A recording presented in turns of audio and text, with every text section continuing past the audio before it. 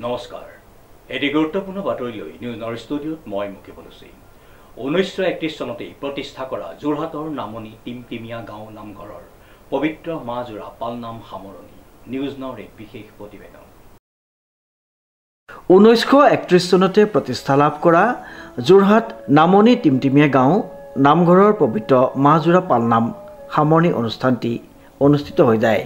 উল্লেখযোগ্য যে সমগ্ৰ অসমতে নামঘৰ আৰু সত্ৰসমূহত পবিত্ৰ ভাদ মাহৰ আৰম্ভণিৰ পৰা আৰম্ভ হোৱা মাজোৰা পালনাম অন্ত পৰিল।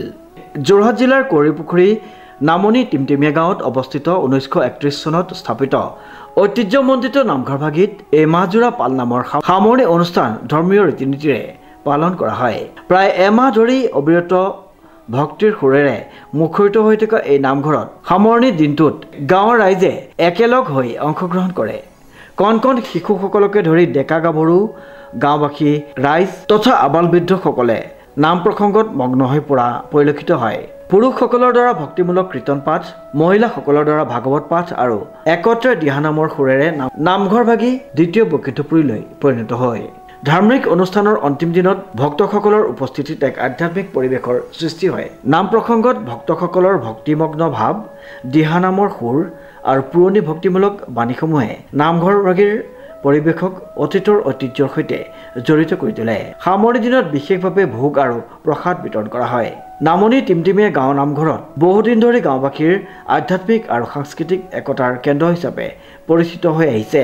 প্ৰায় শতিকা পূৰ্ণ হ'বলৈ যোৱা এই নামঘৰ ভাগিত প্ৰতি বছৰে অনুষ্ঠিত হোৱা মাজোৰা পালনামে নতুন প্ৰজন্মকো ধৰ্মীয় মূল্যবোধৰ লগত সংযোগ ঘটাই তোলা পৰিলক্ষিত হয়। পবিত্ৰ ভাদ মাতি বিদায় দিয়াৰ কাৰণে আমাক খুব বেয়া লাগিছে। সেয়েহে আমি মাজোৰাই আমি শ্ৰীমদ ভাগৱত ভাগি কীৰ্তন কৰি থকা হৈছিল। আজি সামৰণি পৰিছে।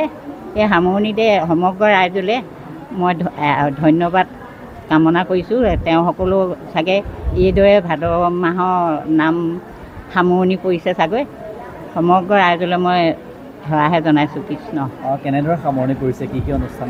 কি অনুষ্ঠান? আমাৰ ইয়াত দিহানাম হৈছিলে আৰু ইয়াৰ আমাৰ বাপসকলে কীৰ্তন পাঠ কৰি আছিলে, তেওঁ সকলো আজি সামৰণি কৰিছে আৰু আমাৰ সকলো সামৰণি কৰিছে। ক'বলৈ গ'লে থুৰতে কওঁ, আমাৰ নামনি টিমটিমিয়া যিভাগি নামঘৰ 1931 চনত স্থাপিত হৈছিল। তাৰপৰা আমি প্ৰতি বছৰে এনেকৈ পবিত্ৰ ভাদ মাহটি আমি দিহানামৰ বা ভদীয়া নামৰ অনুষ্ঠান কৰি থকা হৈছিল বা চলি আছে। আজি যি শেষান্তত আমাৰ ভদীয়া নামৰ বাপ সমস্ত আৰু আই সমস্ত সামৰণি পৰিল। সামৰণি পৰাতে আজি বিভিন্ন প্ৰান্তৰ পৰা আহি আই সমস্তে দিহানামৰ গীত পৰিৱেশন কৰিলে আৰু স্থানীয় যিসকল আই আছে সিহঁতেও এনেকৈ গীত পৰিৱেশন কৰি গ'ল আৰু বাপ সমস্তেও লগতে আমাৰ এই অনুষ্ঠানভাগী যি সামৰণি সিহঁতেও অন্ত পৰিল। আৰু বিশেষকৈ আজি এই অনুষ্ঠানটি বিদায় দিবলৈ পাই মনটোতে বৰ দুখী লাগিছে নিজকে। আকৌ যেন এনেকৈ পবিত্ৰ মাটি ঘূৰি আহিব তাৰ কামনে আজি মই ভগৱন্তৰ শ্ৰীচৰণতো দুহু আঙুলি কীৰ্তাঞ্জলি কৰি গলে বস্ত্ৰ বান্ধিছোঁ। প্ৰথমতে মই সমগ্ৰ অসমবাসীলৈ এই ভাদ মাহৰ সেৱা জনাইছোঁ আৰু আমি নামনি টিমটিমিয়া নামঘৰত আমি এমাহজোৰা পবিত্ৰ ভাদ মাহৰ নাম ভাগৱত লৈ আছিলোঁ। আজিয়ে অন্ত পৰিল। সমগ্ৰ অসমতেই সত্ৰ মহাসত্ৰত এই নাম চলি আছে। আমাৰ নামঘৰতো চলি আছিলে। আমি আজি সেই উপলক্ষে এই পবিত্ৰ দিনটোত দিহানাম পৰিৱেশন কৰিলোঁ। অনুপম বৰাৰ ৰিপৰ্ট নিউজ নাও।